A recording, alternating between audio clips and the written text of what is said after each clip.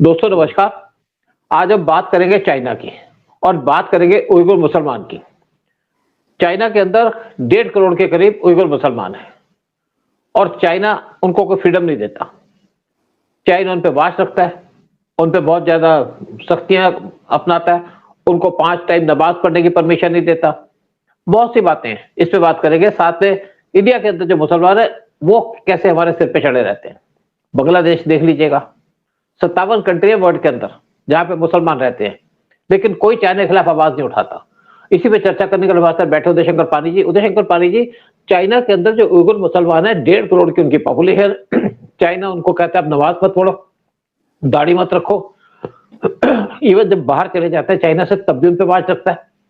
उनको limited country में जाने की परमिशन है, जैसे कजाकिस्तान एक मुस्लिम कंट्री है रशियन रिपब्लिक की, क्योंकि वहां पे ट्रेड और बिजनेस होता है उनका। लेकिन बाकी किसी कंट्री में उसको जाने की या वेस्ट में जाने की परमिशन नहीं है। अगर चले भी जाते हैं तो उनके ऊपर ऐसी सख्ती की जाती है, और जो लोग उइगर रहते हैं वेस्टर्न कंट्रीज के अंदर, किसी कंट्री के अंदर, तो उनको भी उनका पीछा नहीं छोड़ता। और यहाँ 57 कंट्रियां चुप रहती हैं, लेकिन जो हमारे कंट्री के अंदर मुसलमान है वो कहते हैं हमें लिबर्टी नहीं है, हमें यहाँ पे शरिया लॉ लगना चाहिए। इसी पे चर्चा करेंगे। आप बताइए कि आप क्या सोचते हैं जो चाइना के ऊपर उइगर मुसलमान की जो सख्तियां करता है और कोई मुसलमान कंट्री उसके सामने नहीं बोलता। सूद साहब, पहली तो बात यह है कि मुझे एक बताइए, ये क्वेश्चन है मेरे आपके लिए, कि किसने कहा कि 1.5 करोड़ मुसलमान है? मुझे तो सुनाई दिया कि वहां बहुत ज्यादा मुसलमान है सर। ये तो बहुत छोटी फिगर है 1.5 करोड़ की, और ये बहुत बड़ी प्रॉब्लम रही है चाइना के लिए, क्योंकि ये लोग चाइना में तो देखिए कम्युनिस्ट हैं और बड़ा नेशनलिज्म एकदम पीक पे है, और वो कहते हैं कि भाई आप जिएंगे और सांस भी लेंगे तो देश के लिए, आपके लिए देश सुप्रीम है। और लेकिन ये मुसलमान क्या कहते हैं कि नहीं, हमारे लिए अल्लाह, इस्लाम और कुरान हमारे लिए सुप्रीम है। तो ये डिफरेंसेस है, उनको पता कि अब देखिए खाली ये चाइना ही नहीं, आप बताइए बर्मा में भी क्या हुआ? बर्मा में भी ऐसा ही है बिहेवियर। वहां पर भी मुसलमानों को बिल्कुल अलाउड नहीं है, फ्रीडम नहीं है वहां के अंदर। तो वो चाइना ने देखिए अक्लमंदी ये की कि उसने रियलाइज कर लिया कि भैया इनको जित उंगली देंगे तो ये तो हाथ पकड़ेंगे, हाथ काट देंगे, पैर काट देंगे। तो इनसे अच्छा पहले कि इनके हाथ पैर उंगलियां काट दो पहले। तो that is what China is doing. उनको चाहिए नेशनलिज्म, उनको चाहिए देश के प्रति आपकी सबसे ज्यादा प्रेफरेंस हो। तो they have been doing it openly. और शर्म की बात यह है कि पाकिस्तान वालों को बेशर्म, क्योंकि चाइना पैसे दे रहा है, उनको फर्क ही नहीं पड़ता।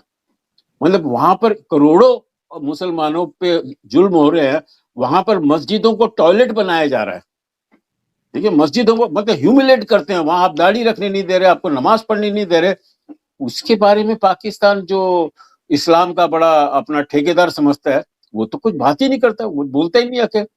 तो सर ये खाली चाइना की प्रॉब्लम नहीं है, this is a global problem.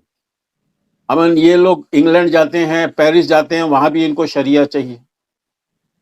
ताले तुम गए क्यों वहां पर? हाँ, वो कंट्री के अंदर तुम गए क्यों पहले? इसीलिए नॉन मुस्लिम कंट्रीज इनको अलाउ कर रही है, लेकिन मुस्लिम कंट्रीज एक पैलेस्टाइन को नहीं ले रही, पाकिस्तानियों को नहीं एंट्री दे रही, क्योंकि उन्हें पता है कि ये लोग देश के वफादार नहीं रहेंगे, ना इंग्लैंड के, ना पेरिस के, ना जर्मनी के। ये लोग बेईमान लोग हैं, इन लोगों का कॉन्शियस ही नहीं है। ये इन लोग झूठ के सहारे जीते हैं, झूठ के सहारे ही मरेंगे ये लोग। So that is why what China has done very sensibly, like Burma and all. एक तो जापान में सर बिल्कुल अलाउड नहीं है कोई, आपके वहां मस्जिद मैं आपको बताऊं, हाँ नहीं मैं बताऊं, जापान में तो वहां पे दफनाना अलाउड नहीं है। वो कहते हैं आप जाओ तो अपनी बॉडी को ले जाओ कहीं पे भी, वैसे वो मुसलमान को परमिट नहीं करते। तो वहां तो इतना बड़ा बुरा हाल है। कुछ वेस्टर्न कंट्रीज में भी ऐसा ही है, लेकिन यहाँ पे कुछ यूरोपियन कंट्रीज उनको देती हैं। लेकिन देखो दूसरी बात है कि टर्की जो अपने आप को कहता है कि मैं मुस्लिम का मतलब इनका रक्षक हूँ, उसने भी पॉलिसी। और एक्चुअली क्या है कि जब इनकी अंपायर थी, टर्की की अंपायर थी, तो उस टाइम पे ये चाइना तक घुस गए थे। लेकिन आज इन्होंने पॉलिसी चेंज कर ली, क्योंकि चाइना ने कहा आप हमारी कंट्री के अंदर इंटरफेयर नहीं करोगे, ये मुस्लिम कोई इश्यू है, ये इस पे बात नहीं करोगे। और उनको कुछ पैसे दे दिए, बिजनेस करना शुरू कर दिया। तो इस टाइम पे टर्की भी यहाँ पे नहीं बोल रहा। 57 कंट्री है वर्ल्ड के अंदर, कोई कुछ नहीं बोलते। आप म्यांमार की जो बात कर रहे थे, म्यांमार से तो रोहिंग्या मुसलमान आए क्योंकि वो एडजस्ट नहीं करते थे, और वहां के लोगों ने बात नहीं की, वहां के जो रिलीजियस लीडर्स है उन्होंने क्वेश्चन उठाया और उन्होंने धक्के मार के निकाला इनको। बांग्लादेश के अंदर आप देख लीजिए, जब आप किसी कंट्री, किसी को अपनी कंट्री बसने नहीं देते, हिंदुओं को मारते हो, तो आपका क्या हक बनता है किसी कंट्री में जाने का? हमारी कंट्री में आ जाते हो, यहाँ पे जब हमारी पूजा होती है वहां पे आप पत्थर फेंकने शुरू कर देते हो। हाँ, करोड़ों में यहाँ पे घुस गए, और ये सिर्फ नालियां साफ करते हैं, छोटे छोटे काम करते हैं, घरों में काम करते हैं, लेकिन तब भी परेशान करते हैं। सर हमारे एरिया में काफी मोनोपोली हो गई थी। मैंने देखा था कि बांग्लादेशियों की एज वॉचमैन एंड एज घर की बाइयां, सर सब गायब हो गई, सब गायब हो गया। वो गायब हो जाएंगे सर क्योंकि एडजस्ट नहीं करते ये लोग, लॉयल्टी नहीं रखते, इनके ऊपर विश्वास नहीं कर सकता। ये अपने बाप के नहीं हो, ये वो दूसरे देशों के कहां से होंगे? ये कंफ्यूज लोग हैं बिल्कुल, उनको समझ नहीं आ रहा कि जिए तो कैसे जिए उनको। उदय, मैं एक और, हाँ बिल्कुल। अच्छा, मैं एक और बात कर रहा हूँ। मैंने एक वीडियो देखा, एक लेडी वीडियो बना रही थी इनके ऊपर। उसने कहा जी चाइना ऐसा करता है तो मोदी क्यों नहीं ऐसा करते, मोदी क्यों इनको पालते हैं? भाई चाइना एक कम्युनिस्ट कंट्री है, चाइना कुछ भी कर सकता है, बड़ी इकोनॉमिक पावर भी है चाइना। हम इतने इकोनॉमिक बड़ी पावर नहीं है, हम एक डेमोक्रेटिक कंट्री है। हम कुछ भी काम करेंगे तो यहाँ पे यूएस शोर मचा देगा, चाइना पे यूएस भी शोर मचाता है, वेस्ट मचाता है, तो भी परवाह नहीं करते, क्योंकि आज हम अभी तक सुपर पावर नहीं बने। बड़ी पावर बनेंगे तो हम भी इनका ख्याल नहीं रखेंगे, लेकिन हमारे कंट्री के अंदर डेमोक्रेसी है। अब मोदी से आप क्या एक्सपेक्ट करते हो? क्या मोदी इनकी गले काटने शुरू करते? भगा तो रहे बांग्लादेशियों को, जिनको कंट्री के अंदर कॉन्स्टिट्यूशन के अंदर राइट मिली है, वो तो यहाँ पे रहेंगे हमारी कंट्री के अंदर, लेकिन कंट्रोल तो किया है ना। लेकिन हमारी जो नहीं, चाइना ने has set a very good example. This is the way to control them, this is the way to handle them. ये चाइना ने जो हरकत जो की है इनके साथ, और क्योंकि वो पैसे फेंक रहा है इनके कटोरे में पाकिस्तान के, और वो आज economically also he is they are helping Turkey, तो ये बेशरम लोग कोई आवाज ही नहीं कर रहे जितने जुर्म हो रहे हैं वहां पर। हाँ बिल्कुल। तो एक और बात है कि इनको सिर्फ कजाकिस्तान में जाने की परमिशन है, वहां पे जाके बिजनेस करते हैं। कजाकिस्तान एक रशियन रिपब्लिक कंट्री है जो पहले यूएसएसआर का पार्ट था, लेकिन किसी जब कोई जाता है, कोई रोहिंग्या या उइगर मुसलमान बाहर जाता है, तो उससे आके पूछते हैं कि आप क्या करने गए थे, क्या आप फलाने आदमी से मिले थे, किससे बात की थी, और अगर उसने कोई आंसर दे दिया, क्योंकि उस पर वाच रखी जाती है, उसका आंसर गलत के बाद उस पर एक्शन ले लेते हैं, दोबारा उसको जाने नहीं देते अपनी कंट्री से। लेकिन कोई मुस्लिम कंट्री नहीं बोलता इसके बाद, पाकिस्तान तो छोड़िए, कोई और दूसरी मुस्लिम कंट्री नहीं बोलता, क्योंकि चाइना इनको पैसे देता है। तो पाकिस्तान को कम से कम $30 बिलियन से तो चाइना ने लोन दे रखा है, वो भी 5% इंटरेस्ट के ऊपर। तो पाकिस्तान उसका कर्जा आ रहा है, टर्की भी आज उसके पास सामने लेटा हुआ है, क्योंकि चाइना बड़ी पावर बन चुका है। लेकिन हमारे साथ दिक्कत यह है कि हमारी कंट्री के अंदर हमने जो आपके बांग्लादेशियों को रोकना तो शुरू किया, भेजना तो शुरू किया, लेकिन इस डेमोक्रेसी कंट्री के अंदर हमें धीरे से काम करना पड़ता है। हम डंडा चला के नहीं काम कर सकते, हम किसी का सिर नहीं काट सकते। अगर चाइना में कोई जाएगा तो चाइना में सिर भी काट देगा, तो कौन पूछेगा उसको? कोई पूछता ही नहीं है सर। लेकिन मैं बता रहा हूँ कि इंडिया में जो मुसलमान है, क्या वो डेमोक्रेसी को मानते हैं? यहाँ भी उनको शरिया चाहिए, वो या नहीं मानते वो लोग बात कर कॉन्स्टिट्यूशन की बात करते हैं, लेकिन जहां मौका मिलता है शरिया लॉ की बात करना शुरू कर देते हैं, जहां गजवाए हिंद की बात करना शुरू कर देते हैं। सर ये लोग डेमोक्रेसी के काबिल नहीं हैं, ये काबिल है हाँ, चाइना के काबिल। चाइना जैसे डंडे मार के इनको ठीक करता है कि भैया दाढ़ी नहीं रख सकते, नमाज नहीं पढ़ सकते, और मस्जिद नहीं जाओगे, मस्जिद में टॉयलेट बना दिया उन्होंने, मस्जिद में अलाउड नहीं है। और कोई मुस्लिम कंट्री सबको कंट्रोल करके रखा हुआ उसने इकोनॉमिकली। अब पाकिस्तान ने उनको अरबों रुपए देना है, तो वो साले कहाँ से झगड़ा करेंगे? वो साले कुछ आवाज करेंगे तो वो बोलेंगे चलो पैसे लाओ हमारे वापस, तो वो देना नहीं चाहते, वो है नहीं इनके पास। ये तो बेचारे लोन लेते हैं, लोन देने के लिए, लोन लेते हैं लोन देने के लिए।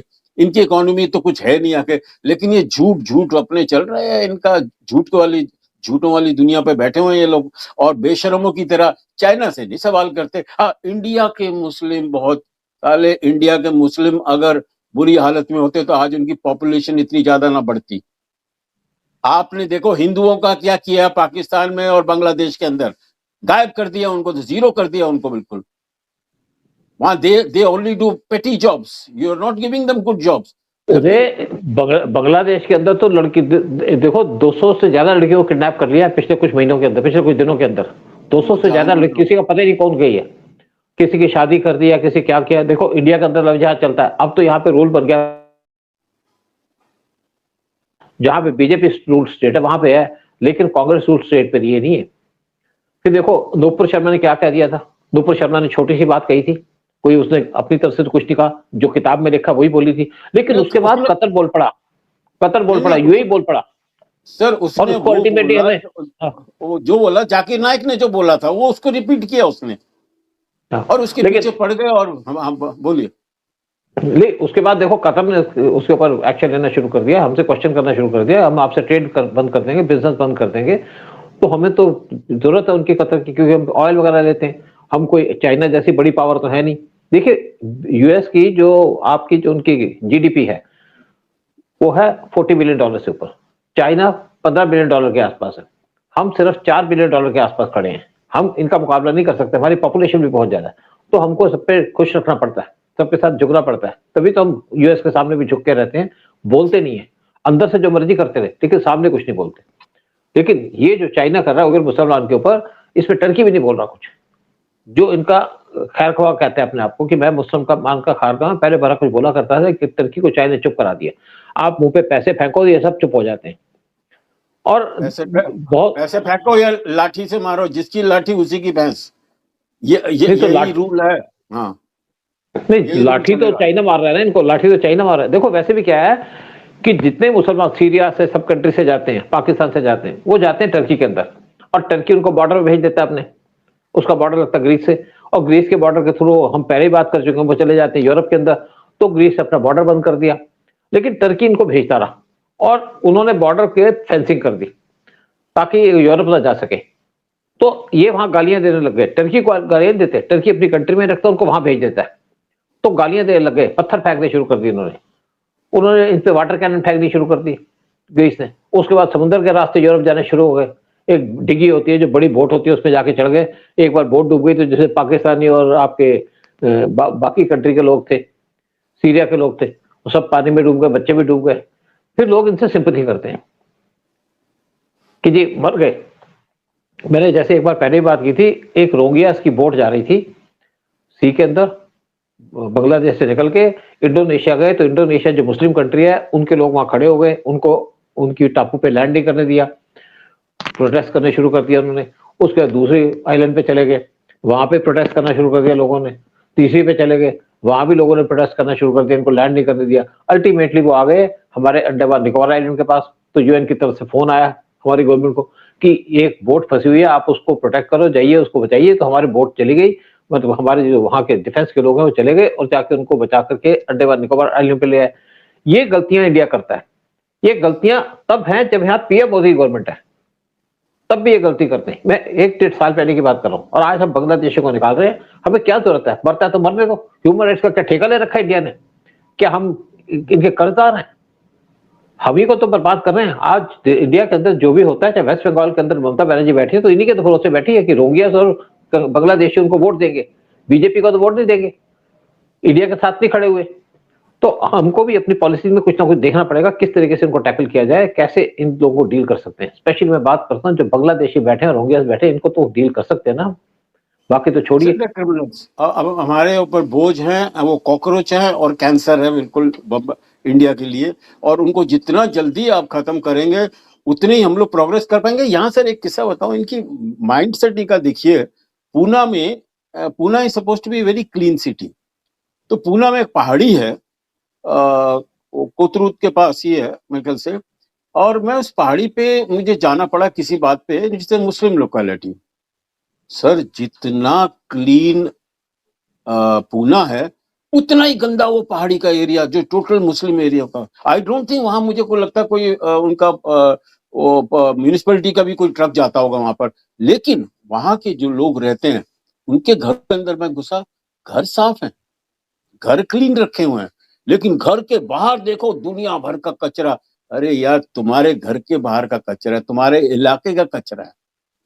मानी मेंटेलिटी देखिए, उनको कोई फर्क नहीं पड़ता कि बाहर कुछ भी गंदगी हो, भाई हमारे घर में थोड़ा साफ सफाई रहे जाके। सो ये मेंटालिटी है सर कि देश का कितना भी नुकसान हो जाए, हमारे घर में हमें खाना मिलता रहे जाके, फ्री का मिलता रहे। और मतलब जहां भी कहीं फ्री का शुरू हो जाता है, सारी की सारी लाइन तो इन्हीं की रहती है, दाढ़ी वाले और बुरके वाले वहां खड़े रहते हैं वहां पर। तो सर ये I think we should learn from China and भाड़ में जाइए हमारी डेमोक्रेसी सर। इससे कहाँ किसको क्या फायदा हो रहा है मुझे बताइए। पूरा देश तो ये लोग दीमक की तरह खाते जा रहे हैं आके। I think it has to become a Hindu Rashtra and we have to change it to some very strict laws which are only good for the country, जो देश के लिए भले हैं और जो हमारे धर्म के अगेंस्ट कोई बोलेगा। मैं तो बता रहा हूँ ना, इस्लाम अभी बांग्लादेश में क्या हो रहा है, कोई भी ब्लास्फेमी लॉ, कोई भी कुछ बोल देता है कि यार उसने बोला है, बस वो सारी पूरी भीड़ की भीड़ पहुंच जाती है साला दीमक की तरह, और वहां पर उस आदमी को मार देते हैं कि वो लोग। मेरे ख्याल से जला दे। इंडिया में भी अभी वो रूल आना चाहिए, blasphemy law. Anybody who speaks against Hinduism has no right to अब लिव। पाकिस्तान में ब्लास्फेमी लगता है, कब देखो ये सुधरेंगे? उदय, पाकिस्तान में ब्लास्फेमी है। पाकिस्तान में किसी क्रिश्चियन को नहीं मतलब केस फाइल कर देते हैं और उसको जला देते हैं, पुलिस कोई काम नहीं करती, हिंदू को जला देते हैं और कोई इंक्वायरी नहीं, कोई सवाल नहीं, इनमें कोई इंक्वायरी नहीं होती। कोई सवाल नहीं। मैंने हाँ। कितने हिंदुओं को भी मार दिया सर पिछले, अभी मेरे ख्याल से कुछ अभी 28 29 कुछ ऐसे हो गए केसेस जाके, वो बिना मतलब के मारे जा रहे हैं हिंदुओं को। तो मेरे ख्याल से देखिए, आई थिंक गुस्सा बहुत आ गया है हिंदू कम्युनिटी में, इंडिया में बहुत गुस्सा आ गया। But trust me, you don't know what is going on in Modi ji head, और मोदी जी इसका हिसाब किताब बहुत अच्छी तरह से तक करेंगे। Please have patience, don't expect, Modi ji के मामले में डोंट एक्सपेक्ट इंस्टेंट रिजल्ट्स। वो करेंगे, इंस्टेंट देखो बालाकोट करेगा। उदय, एक्चुअली क्या है कि डेमोक्रेसी में इंस्टेंट रिजल्ट नहीं मिलते। डेमोक्रेसी डिफरेंट बात है। हमारे यहाँ तो सुप्रीम कोर्ट बीच में आ जाएगा। पहले तो आप देखो ना, रोहिंग्यास के चक्कर में सुप्रीम कोर्ट खड़ा हो जाता था, हाई कोर्ट खड़ा हो जाता था। आज सिचुएशन चेंज हो गई है। आज ना सुप्रीम कोर्ट बोलता है ना हाई कोर्ट बोलता है, क्योंकि सब समझ चुके हैं कि देश क्या कहाँ जा रहा है, देश में क्या हो रहा है, देश में कितना गड़बड़ कर रहे हैं। पहले आप देखिए, किसी को फांसी होती थी तो वहां पर सुप्रीम कोर्ट के दरवाजे खुल जाते थे, रात को सुप्रीम कोर्ट खुल जाता था। और यहाँ पे जो वकील खड़े होते हैं, जो एंटी इंडिया वकील है, जो स्पेशली जो इस्लामिस्ट हैं या जो कम्युनिस्ट हैं, वो वहां पे दरवाजे खड़काने शुरू कर देते हैं। अब सुप्रीम कोर्ट भी चेंज हो चुका है। सुप्रीम कोर्ट भी देखता है कि जैसे रोहिंग्यास का केस गया तो कहते हैं कि जिनको यहाँ पे फैसिलिटी मिलनी चाहिए, वो कहा किसको फैसिलिटी मिलनी चाहिए, क्यों दे हम फैसिलिटी। सुप्रीम कोर्ट की बात कर रहा हूँ, उनके जज चढ़ गया उसके ऊपर और केस को डिसमिस कर दिया। पहले ऐसा नहीं होता था। सर मुझे बताइए, रोहिंग्या बांग्लादेश कश्मीर कैसे पहुंच गए भाई एक देखो, कश्मीर में कैसे रह गए? हाँ उदय, एक्चुअली क्या है कि ये जो सारे के सारे इंडिया के अंदर आते हैं ना, ये प्लान तरीके से लाए जाते हैं। जैसे एक बांग्लादेश के अंदर एक के जो वेस्ट बंगाल के अंदर एक टीएमसी का एक लीडर है, उसके घर के अंदर टनल मिली। बांग्लादेशी वहां से आते थे, उसकी टनल से अंदर आकर के उनको तरीके से भेजा जाता। यहाँ पे कुछ ऑर्गेनाइजेशन है जो काम कर रही है, कुछ मुस्लिम ऑर्गेनाइजेशन है वो भी काम कर रही है, कुछ यहाँ पे हिंदू ऑर्गेनाइजेशन है। स्पेशली मैं बात करूंगा कि टीएमसी गवर्नमेंट है या कांग्रेस है, वो इनको बसाना चाहते हैं, वो देश को बर्बाद करना चाहते हैं, हमें डेमोग्राफी चेंज करना चाहते हैं, हमको माइनॉरिटी में लाना चाहते हैं। तभी तो पीएम मोदी ने 15 अगस्त से कहा था कि इंडिया की डेमोग्राफी चेंज हो रही है, हमें काम करना पड़ेगा इसके ऊपर। सर, यहाँ पे सबसे बड़ी बेशर्मी मैं देखता हूँ हिमाकत जो की है ममता ने। अरे वहां पर हिंदुस्तान बांग्लादेश बॉर्डर पे वो फेंस नहीं लगाने दे रही, वो कोई ना कोई बहाना मार के, कोई ना कोई ठगी करके वो प्रोजेक्ट रोकी जा रही है। I think it is very important for Bangladesh to be free of this stupid women, जिसको प्रमोट बीजेपी ने किया, मिनिस्टर बीजेपी ने बनाया जाके। I mean she is the one who should has no right to now rule, उसको गायब कर देना चाहिए। बट एनीवे, चाइना सर जो कर रहा है, चाइना की बात कर रहे थे हम लोग, they are doing the right thing. That is the kind of language these people understand, और यही लैंग्वेज हिंदुस्तान में भी होनी चाहिए। भगवान करे बहुत जल्दी हो, उसका भी कोई तरीका निकले। बहुत हो गया, आप हमारे दामाद नहीं है, आप अगर यहाँ रहना चाहते हैं तो live like a good Indian, follow the constitution and follow our rules. Yes, हाँ सर, बिल्कुल बिल्कुल ठीक बात। नहीं, आपने जो ममता बनर्जी की बात की ना, बांग्लादेश का बॉर्डर लगता है 2200 कुछ किलोमीटर का, बांग्लादेश और वेस्ट बंगाल का। उसमें से 600 किलोमीटर फेंसिंग नहीं हो रही, 600 किलोमीटर, क्योंकि ये लैंड, क्योंकि फेंसिंग करने के लिए आपको लैंड एक्वायर करनी पड़ेगी। ममता बनर्जी लैंड नहीं दे रही। और आप देखिए ना, जब हाँ, इवन तेलंगाना के अंदर जब पिछली गवर्नमेंट थी, राव की जो गवर्नमेंट थी, उस टाइम पे एक हमारी नेवी को चाहिए था, वहां पे एक स्टेशन, नेवी का एक स्टेशन, ट्रैकिंग स्टेशन बनाने की जरूरत पड़ रही थी। वो उसके लिए लैंड नहीं दे रहा था। जब वहां पे दूसरा चीफ मिनिस्टर आया, चाहे वो कांग्रेस का था, लेकिन उसने बगैर सोनिया गांधी के पूछे उनको लैंड दे दी, और वहां पे नेवल ट्रैकिंग स्टेशन बन रहा है, यानी कि नेवल सबमरीन ट्रैकिंग स्टेशन बन रहा है। और उससे सोनिया गांधी उससे नाराज हो गई, तुमने इनको क्यों दे दिया? क्योंकि इन्हीं का भी यही रोल है। सोनिया गांधी हो गई, राहुल गांधी हो गई, तो कोई नेशन से तो लेना देना नहीं है। इनको तो अपना धंधा चलाना है, देश को बर्बाद करना है। ये भी इंडिया की डेमोक्रेसी चेंज करना चाहते हैं। लेकिन सर, ठीक है, तो आज मेरा एक सुझाव बहुत अच्छा है सर, कि अभी जरा बांग्लादेश का ये इलेक्शन हो जाए, और जैसी ममता यहाँ पर हार जाए हमारे बंगाल के अंदर, सर उसके हाथ पैर बांध के उसको बांग्लादेश पहुंचा दीजिएगा। I think that is the best thing. उसको यहाँ से बंगाल से निकालिए इस औरत को। बिल्कुल सही बात है, राइट बिल्कुल सर। ठीक बात है। ठीक है, थैंक यू वेरी मच। और आप लोगों से कहेंगे आप भी अपना व्यूज दीजिएगा, क्या हम करें, इनका कैसे निकाला जाए जो बांग्लादेशी और रोहिंग्या बैठे इंडिया के अंदर। क्या हम उसी तरीके से काम कर सकते हैं जैसे चाइना करे? चाहते तो हम भी यही हैं, लेकिन कुछ चीजें पॉसिबल नहीं होती। और आपसे कहेंगे चैनल को सब्सक्राइब कीजिए, वीडियो को शेयर कीजिएगा। जय हिंद, जय भारत। जय हिंद, जय भारत, वंदे मातरम।